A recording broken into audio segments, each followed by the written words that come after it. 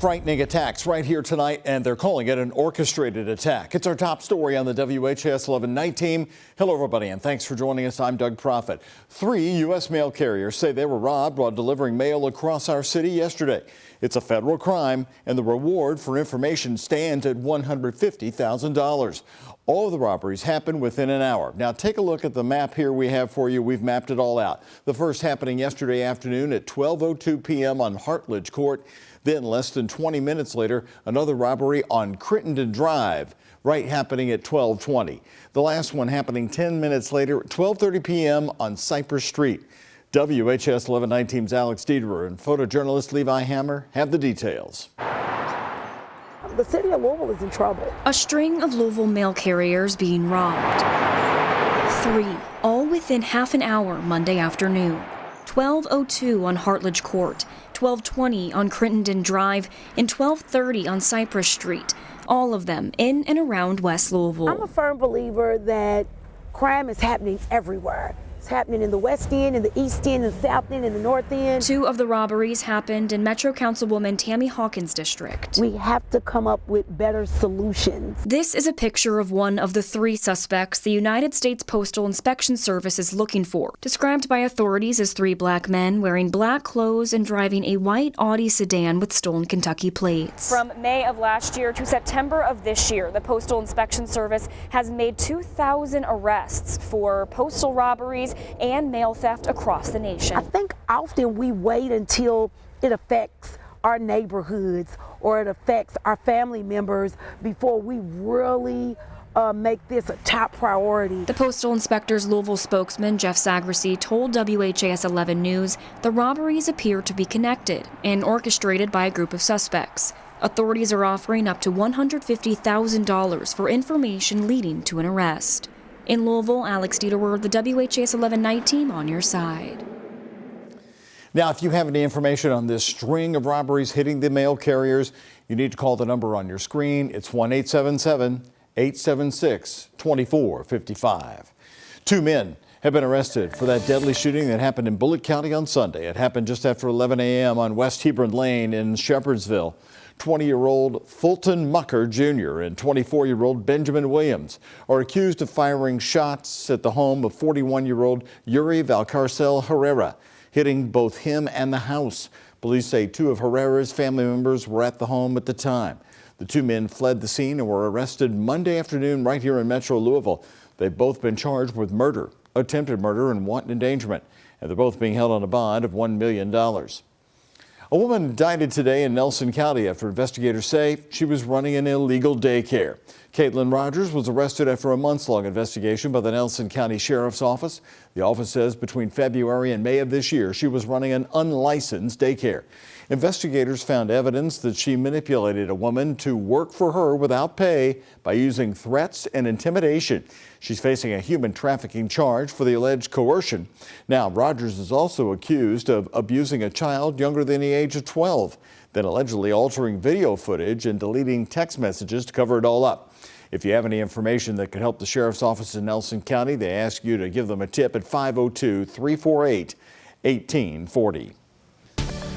Temperatures dropping across Kentuckiana, and now we're coming into the deep freeze. Ben, tomorrow is Wednesday before Thanksgiving, but really it's the beginning of the holiday around here. Yeah, it's going to be pretty quiet through the daytime tomorrow, Doug. Lows tonight will be in the 30s, kind of normal temperatures, and highs up in the low 50s tomorrow. But it's tomorrow evening when we have a chilly rainfall moving in. That'll be our next weather impact alert time period. And then after Thanksgiving, that's when the bitter cold temperatures will arrive. And this could be a long-lasting big chill on the way.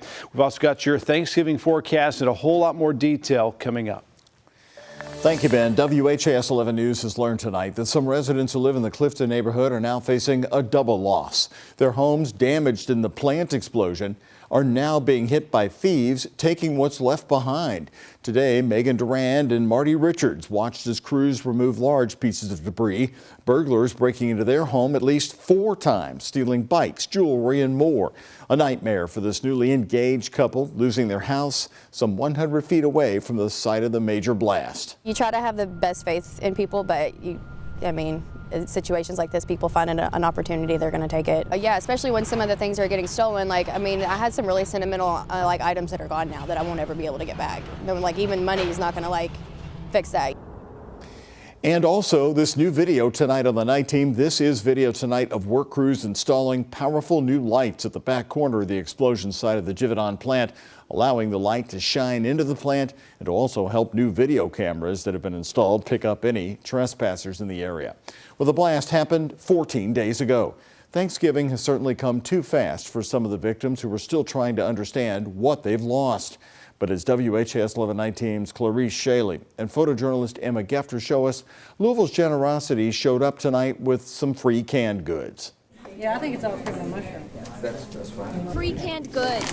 Volunteers helping out Clifton residents, victims of the Givaudan plant explosion, prepare for the Thanksgiving holiday. Cranberries? Sure. This is how we're going to complete it, yes ma'am. You can't have no gravy, babe. You can't have that. We do outreach to help individuals, and this time it seemed like we received help. So it's a great community. Through the physical damages, some like Ryan Chambers are seeking medical help for the damages internally. Seeing a therapist about some PTSD issues. So far, so good. Givaudan is still giving time to hear from residents. Payne Street resident Nancy Nearing showed up. The adjuster came out, and I haven't heard anything from them yet, but also the structural engineer. Haven't heard anything from them. I spoke to Nancy well over a week ago when she made her report to the hotline. Tuesday, she got her answer. Apparently, they're going to be in my area next week after Thanksgiving. I'm sure a lot of other people are up in the air as well, you know, but I just wanted to come and get some answers so I wasn't, you know, keep questioning.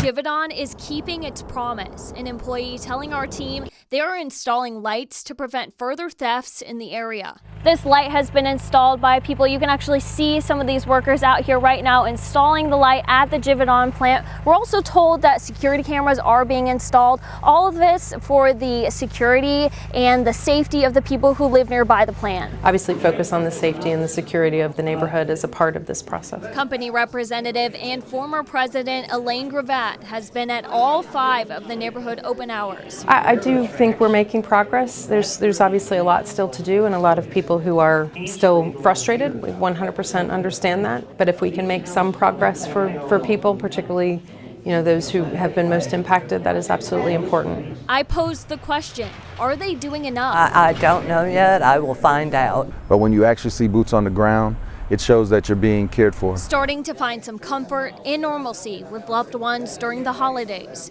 In Louisville, Clarice Shaley, WHAS11 Night Team on your side. And also, Givaudan announcing tonight they plan to continue their open hours right into Christmas, with every Wednesday being the target date.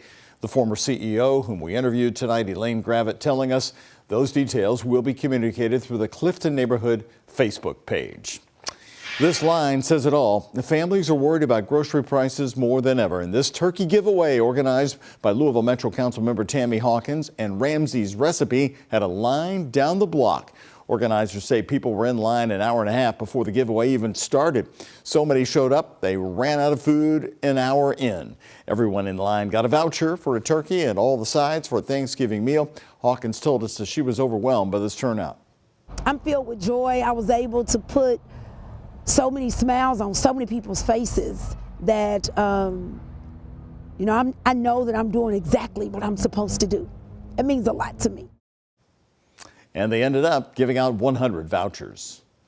Happening new at 11 tonight, a new historic landmark could be designated here in Louisville. More than 250 people signed a new petition to designate the old Urban Government Center in the Highlands as a landmark.